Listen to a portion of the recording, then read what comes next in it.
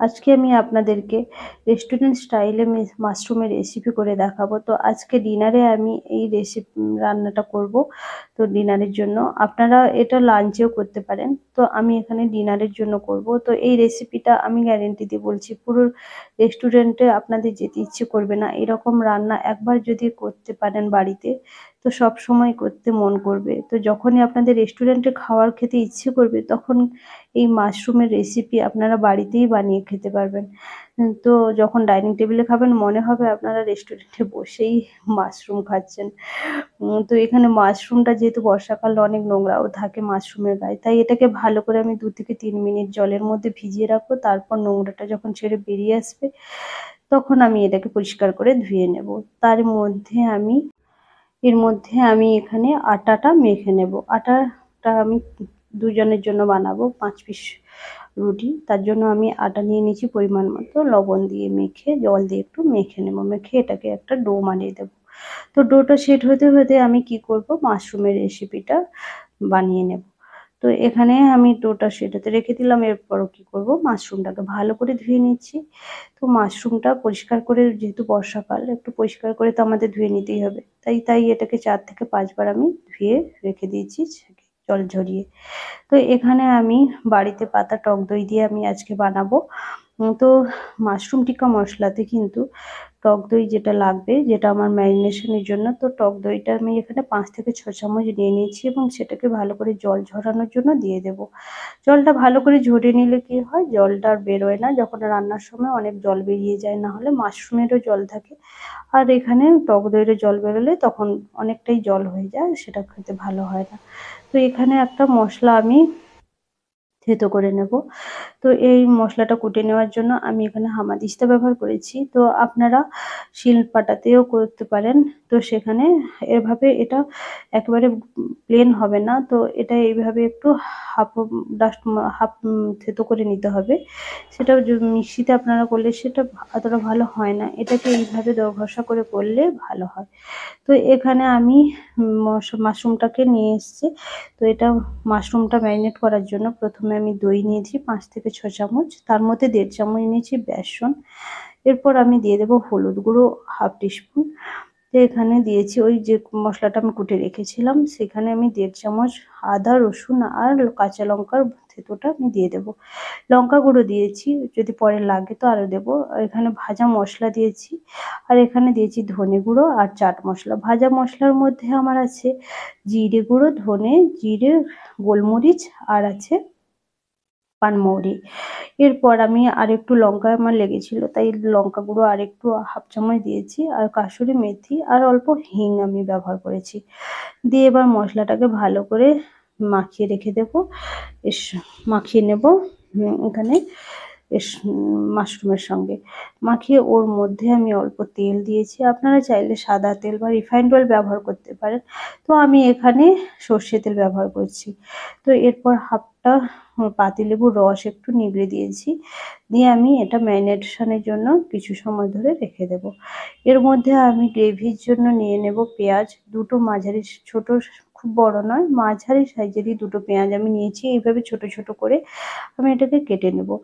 তো পেঁয়াজটা কাটা হয়ে গেলে আমি টমেটো নিয়ে নেব, টমেটো কাটতে থাকবো।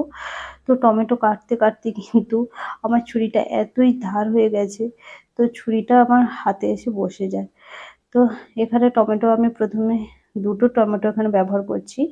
আপনারা যদি একটু ছোট সাইজ বলে আমি দুটো নিয়েছি, আপনারা চাইলে আপনারা দুটো পেঁয়াজ টমেটো বড় হলে টমেটো একটাই নেবেন, নাহলে গ্রেভিটা অতিরিক্ত হয়ে গেলে ভালো হয় না। এখানে দেখুন টমেটো কাটতে কাটতে আমার হাতে এসে এমন বসে গেল, হাতটা কেটে একেবারে রক্ত বন্ধই হচ্ছিল না।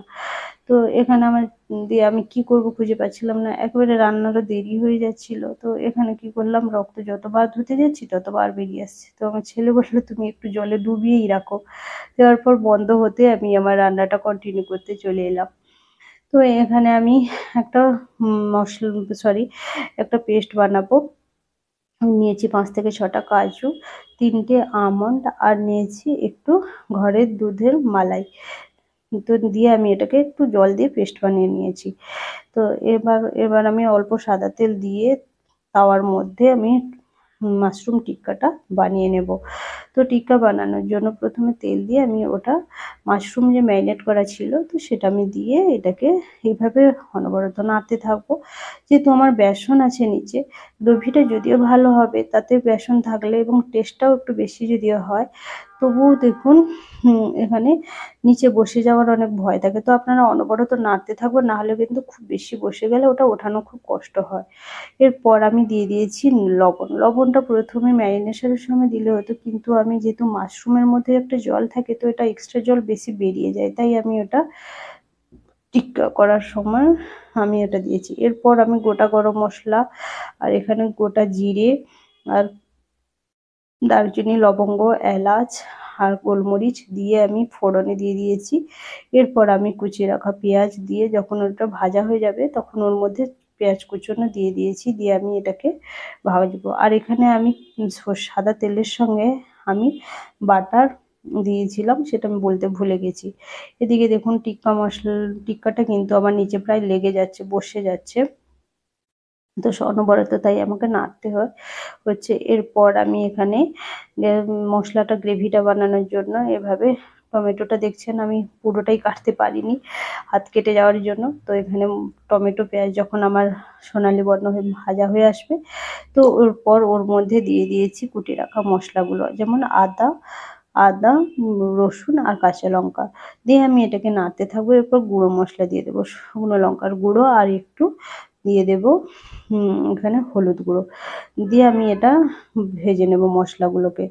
এরপর মশলাগুলো যাতে সুস্বাদু সুন্দর গ্রেভিটা হয়, তো এর জন্য আমি এটাকে অল্প পরিমাণে জল একটু দিয়ে দিয়েছি, দিয়ে মশলাটাকে আমি সুন্দর করে ভেজে নেব। তো মশলা থেকে যখন আমার তেল ছাড়তে শুরু করবে তখন ওর মধ্যে আমি দিয়ে দেব ওই মাশরুম টিক্কা দিয়ে আমি এটা নাড়তে থাকবো এবং সমস্ত মশলার সঙ্গে ভালো করে মিক্সড করে নেব। এরপরে যে মাশরুম যেখানে টিক্কা বানিয়েছিলাম ওই তাওয়াটা ধুয়ে আমি একটু যে জলটা ছিল ওর মধ্যে অ্যাড করে দিয়েছি। তো এরপর আমি ভালো করে এটাকে কষিয়ে নেব মশলার সঙ্গে। কষানো হয়ে এলে যখন ওটা তেল ছাড়তে শুরু করবে এবং জলটা যখন শুকিয়ে আসবে ওর মধ্যে আমি যে দুধের সর বা মালাইটা যে বানিয়েছিলাম কাজু আর আমন্ডের সঙ্গে পেস্ট করে, তো সেইটা আমি দিয়ে দিয়েছি এবং রান্নাটা প্রায় আমার এখানে কমপ্লিট হয়ে এসছে। এরপর ওর মধ্যে দিয়ে দিয়েছি কাসুরি মেথি দিয়ে আমি ভালো করে এবং সবশেষে ওর মধ্যে আমি অ্যাড করব ধনেপাতা দিলে দেখতেও ভালো লাগে এবং এর স্মেলটাও খুব সুন্দর আসে।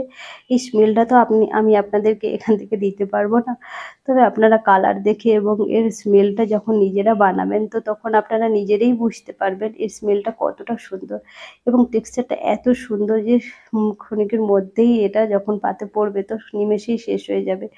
তো আমার ছেলে তো পুরো আঙুল চেটে পুটে এটা খেতে লাগছিল। তো যাই হোক, এখানে মাশরুম টিক্কা মশলা আমার রেডি হয়ে গেছে। আমি এটা গরম গরম রুটির সঙ্গে সার্ভ করব। তো কেমন লাগলো আমার এই রেসিপি, আপনাদের যদি ভালো লেগে থাকে অবশ্যই কিন্তু আমাকে কমেন্টে জানাবেন। তো আমি আপনাদেরকে যেভাবে বলেছিলাম আপনারা বাড়িতে একবার টেস্ট বানাবেন এবং দেখবেন যেটা কতটা সুন্দর খেতে হয়। তো যদি ভালো লাগে তখন আমাকে কমেন্ট করে জানাবেন আমার এই রেসিপিটা আপনার কেমন লাগলো, এবং আমার এই রান্নাগুলো যদি আপনাদের ভালো লেগে থাকে অবশ্যই লাইক শেয়ার সাবস্ক্রাইব করার অনুরোধ রইল। এবং আমি একটু টেস্ট করে দেখব কেমন হয়েছে খেতে। সত্যি এটা যা খেতে হয়েছে পুরো একেবারেই মনে হচ্ছে আমি রেস্টুরেন্টেই নিয়ে এসে খাচ্ছি। তো আপনারা এইভাবে বানাবেন, একবার অবশ্যই বানাবেন এবং আমাকে কমেন্ট করে জানাবেন। আসছি পরের কোনো